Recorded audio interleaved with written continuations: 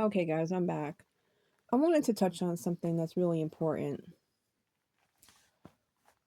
I was asked a question last week, and it was something to the effect of, "Well, they can't be with anybody else. They're with me every weekend," or "They can't be with anybody else. They spend a lot of time with me. Um, you know, I don't think that they're with anybody.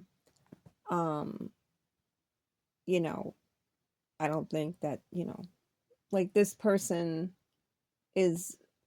Was given reasons to believe that this person that she started dating wasn't single. And I want to just explain this. All right. Dating today is very different than it used to be 10, 15, even 10 years ago. I mean, yeah, 10 years ago things were different. Not really. About 10 years ago, things started getting kind of shady out there. I would go more to say 20 years ago. 15 years ago, yeah. 20, definitely. Um, you know, dating used to be pretty self-explanatory, you know what I mean? You met somebody, whether they were online or in real life, you had a pretty good idea if that person was single or not, based on their actions. But today, it's very difficult to really know if someone is truly alone, okay? If you suspect a narcissist, if you're dating, if you just met someone, okay, and you suspect that person's a narcissist, that narcissist is not alone. All right, Th- they're not. They Narcissists are very, very secretive. When they tell you about their past, they're going to tell you little snippets of stuff, but they're not going to get real detailed. They're not going to get into the real nitty gritty, and they're never going to blame themselves. Like a lot of times, they're going to blame it all on the other person. It's the other person's fault. The other person did it. It was all their shortcomings. Never, it's never them. It's always the other person. But if you suspect a narcissist and you're in the first month or two, first couple weeks of dating a narcissist, you're not gonna know. There's no way that you're gonna really know who's there, who's around, okay, who they're talking to, because they're not gonna tell you. Do you think that someone that you just met who's interested in you is gonna tell you, yeah, I'm also seeing this other girl, this other woman over here? They're not gonna go into that. They're not gonna tell you who they're dating or what's going wrong with the other person that they're dating and why they're looking to date somebody else. They're not going to get into that. You're not going to know. And my only advice to you is if you suspect the guy is a narcissist, then you need to run the other way. You don't need to be working it out or trying to find, reasons to stay with this person. Okay? If there's red flags waving, then you need to get the hell out of there. Okay? You don't need to be looking for reasons to stay. And this is what a lot of people do. They look for reasons to stay dating someone who you know is toxic rather than getting the hell out. As soon as the red flags start waving, it's time for you to go. That means it's not meant to be with this person. You need to go. And it could be anything, any kind of little sign that they give you. Okay, any little signal that this person is definitely seeing other people. Now, narcissists do this. They do.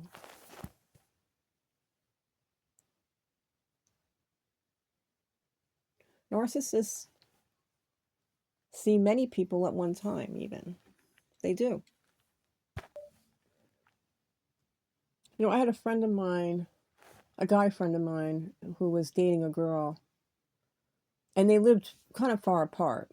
Like he lived in a city, and she lived a few hours away. A few hours away, and he was very, suspicious of her, and he would tell me about it. He would tell me stories about her, and we were pretty good friends. Me and this guy.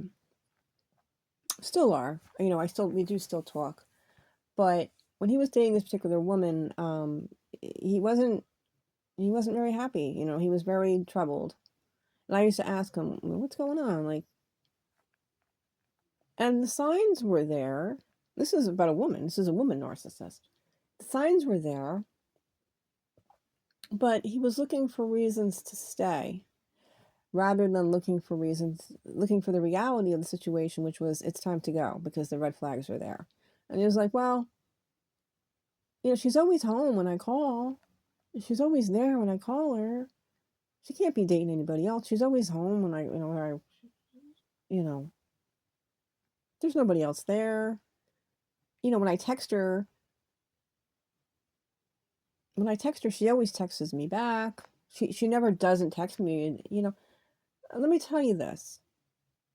Texting is a very easy thing to do when you're in a relationship and your person is on the other side of the room, your person's in the other room, or you're in the kitchen cooking dinner and your boyfriend is there. Okay, you're separated and you're just on your phone. It looks very innocent. Like, what are you doing? Oh, I'm just looking something up. Oh, I'm just answering a text message from my brother. Oh, I'm just doing this. I'm just doing that. I'm serious. I'm serious.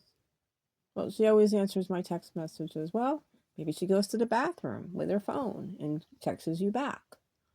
Maybe she has her phone in her pocket and she goes, like, there's all kinds of things that people do today. And trust me, they find a way, believe you me. These narcissists find a way to meet you. They're like, oh, well, I don't think they're with anybody else because, like, Friday night we went on a date.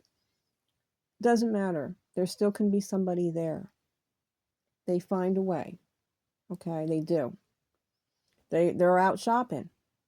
All right, they're out doing errands on a Saturday morning, and there is the guy. There he is, on a dating site.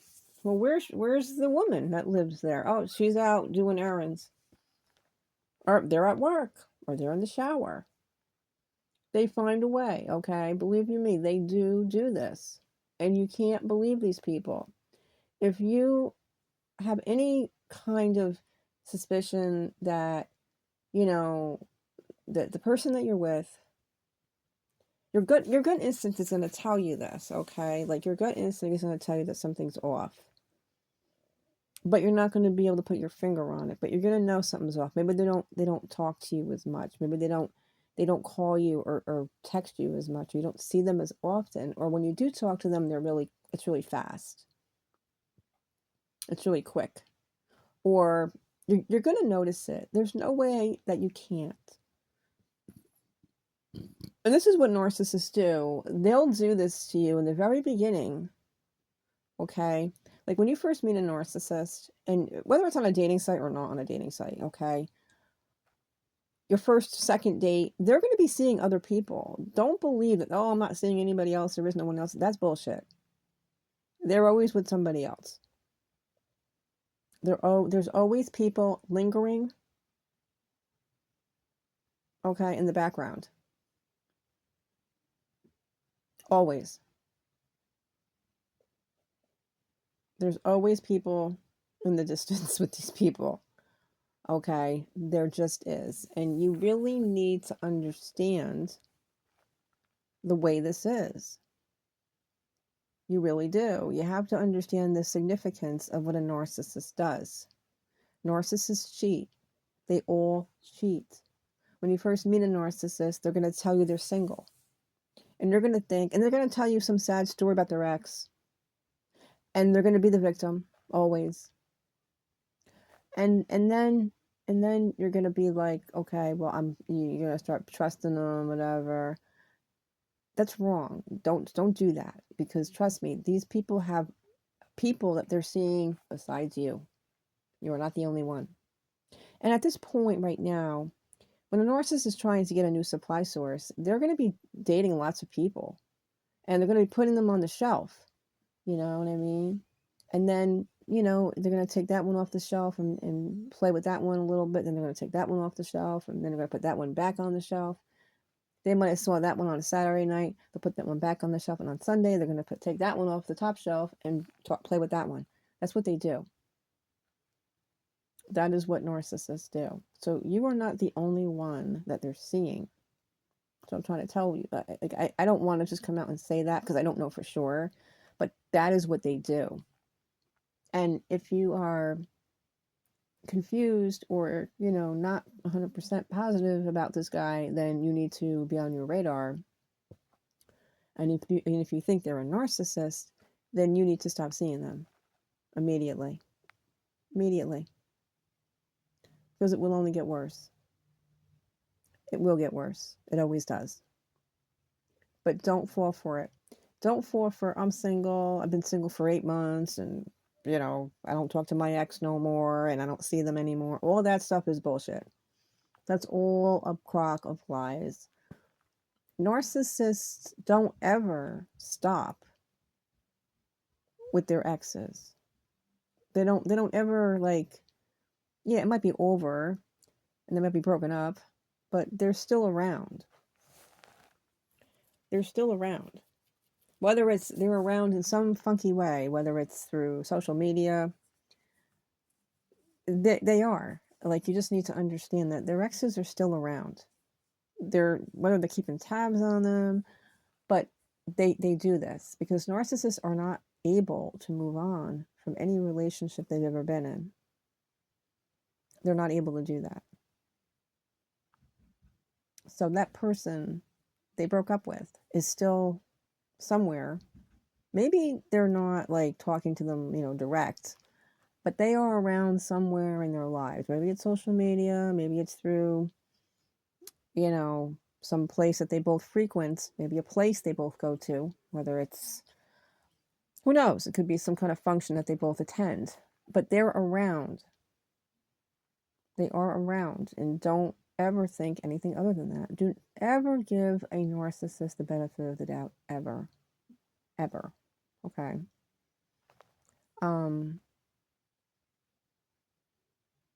It's just the way, it's how these people are.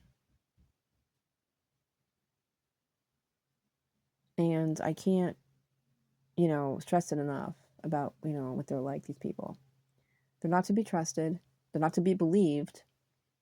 They have to be second guessed because they lie through their teeth. And maybe they're not lying directly to you, but they're not telling you the whole story. They are leaving important factors out of stories. They do that on purpose because they don't want you to know the whole story. They're not going to tell you everything. When they say, why did you break up with your last one? They're going to give you a 1-sentence answer. We grew apart. That's going to be it. They're not going to go into the entire reason. They're going to tell you very little. 1-word answers, a lot of those, maybe 1 sentence. And they're not going to go on and really get into detail and really tell you and talk to you in a deep conversation about it. They don't do that. Narcissists tell you very little about their lives. They give you very little information about who they really are. They give you very little information about their past. They don't want you to know the truth.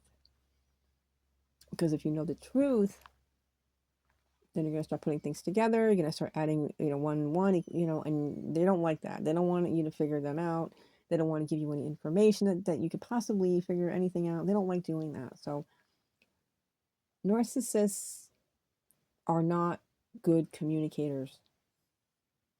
They are very poor communicators, and that is a full-on, if I had to tell you, what are the key signals that you're dating a narcissist?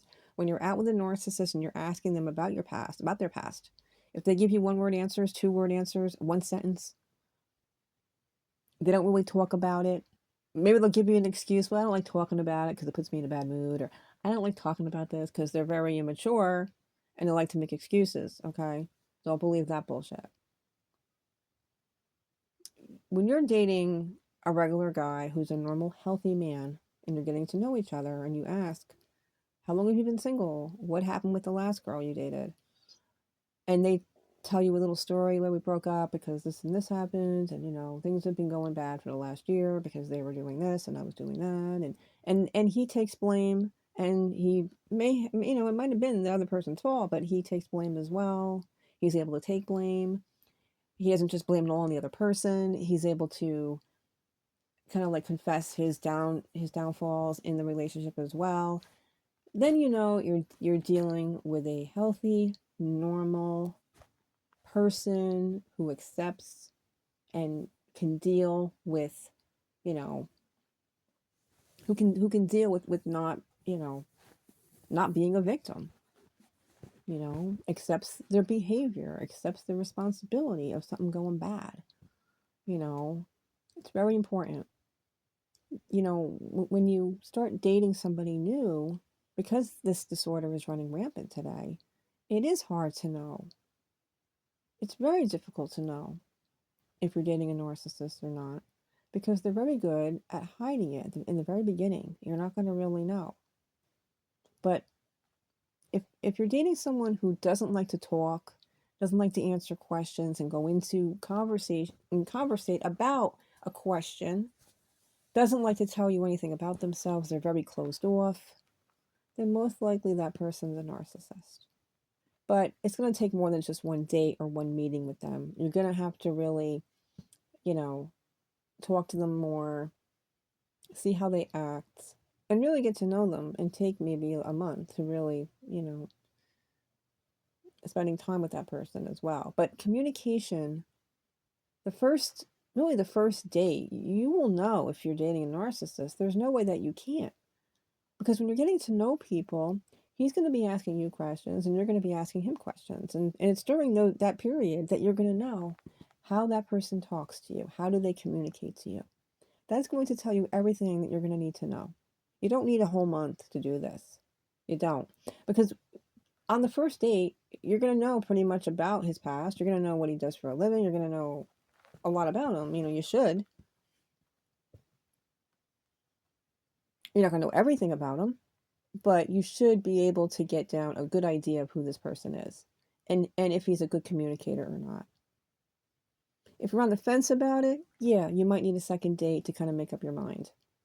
And you might need even a third date to see, you know, but no more than that. No more than a month. It shouldn't take you more than that to really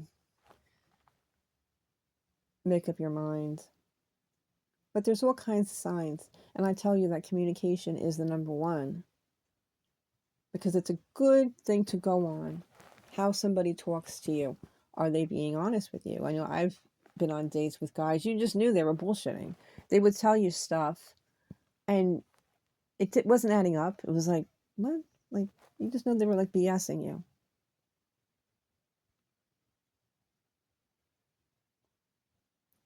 So just, you have to kind of play it by ear, but you have to take things very slowly.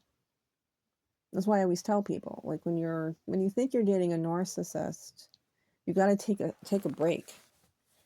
Go home and think and say, this is how, this could be, this is possibly a toxic person I'm dealing with. I don't know if I want to go on. I'm not sure if I want to continue seeing this person. You need to take time and think about it. Do not rush into any, weekend getaways, or, okay, we're going to go away for the weekend and you're going to be stuck with that person for like 3 days. Like, that's not good. You can't be doing stuff like that when you first meet somebody. You shouldn't do that till probably a good 3 months down the line, until you have a really good idea. At least you have some kind of a relationship already going with this person. Like, I would not be like the second weekend of you knowing them, you're going out with them for the weekend. Like, that's no go. You don't do that. Don't do that. Always better to go slow. And that's with dating even a regular guy, like even a regular woman. Like, you don't want to go fast in any relationship. It's most better to go slowly. Go very slow. Not very slow, but a slower pace. But anyway, that's it for this one. I hope I answered the question. I hope that I explained that these narcissists, You might be like, oh yeah, well they're online and they're online every day. There's nobody else. That's BS. These people find a way. Okay, they do. They always find a way to get out. They might tell you they got to go to work. Oh, I got to work on Friday night. Really, Friday night? Why Friday night? They'll make up stories. They really will. They'll say, "Oh, I have to work this weekend," or "I have to work for my friend because he can't work on Saturday, so I have to work on Saturday." And there they are going on a date. Their partner might be out doing errands or working or visiting a family member. You don't know what the fuck they're doing. And that's when they're going to get on their phones and on their dating sites, and that's when they do it. They find a way. Always know that they find a way. They're in the bathroom, they're taking a shower. They're doing something else, and that's when they're going to go on their phones or call you or text you, whatever, you know what I mean? Mostly text. I don't know many narcissists that like to talk literally on phones. No. Narcissists like to communicate through text messaging or email, never through talk. Talk is really, no, it's not their first choice at all. But anyway, that's it for this one. And, the election's coming up in a couple days, and I just can't wait to vote. I am really looking forward to it this year. I've been voting since I'm 18 years old, and I mean, I've always loved voting for the president, and I just can't wait to do it. I mean, I really cannot wait to vote this year. I mean, I think that we should all have a party. Like, I think that there are probably going to be a lot of parties going on this week. I mean, I hope that we are able to find out who wins. I mean, I really don't know if we're going to know Tuesday night. I hope that we do find out on Tuesday night who wins, but I don't think they're going to tell us. They're probably going to drag this out for days, which really sucks. And another thing that I don't understand is why are they doing mail-in ballots still? I mean, wasn't that something with COVID? And now that the virus is over with, why are they still having mail-in ballots? I don't understand that. I think the mail-in ballots is what's causing a lot of cheating to possibly happen with these mail-in ballots. Like, why? I thought that mail-in ballots was only a thing for people to protect against the virus. Why are they still doing mail-in ballots? I do not understand that. I would love to know what that's about. Why are they still allowing that to happen? Why are they still doing mail-in ballots? You should have to go to the place and vote by in person. No mail-in ballots, because mail-in ballots is a very shady kind of thing. And I don't believe in that. I believe that you have to show up in person and cast your vote. That's the way it should be. No mail-in ballots. That's a fucking liberal bullshit scam. That's what I think about mail-in ballots. Um, because it seems like that it's not being organized correctly. It seems like there's always problems with the mail-in ballots, always. And I just don't understand that. But anyway, I don't want to keep rambling. I ramble a lot but I can't wait. I'm really excited to vote, and it's gonna be really good. It's gonna be great. So yeah, it's gonna be great. It's gonna be good. I'm very, very confident. I'm pretty positive of the winner, who the winner will be. I feel like there's really no way they can lose. I don't see how they can lose. I really don't.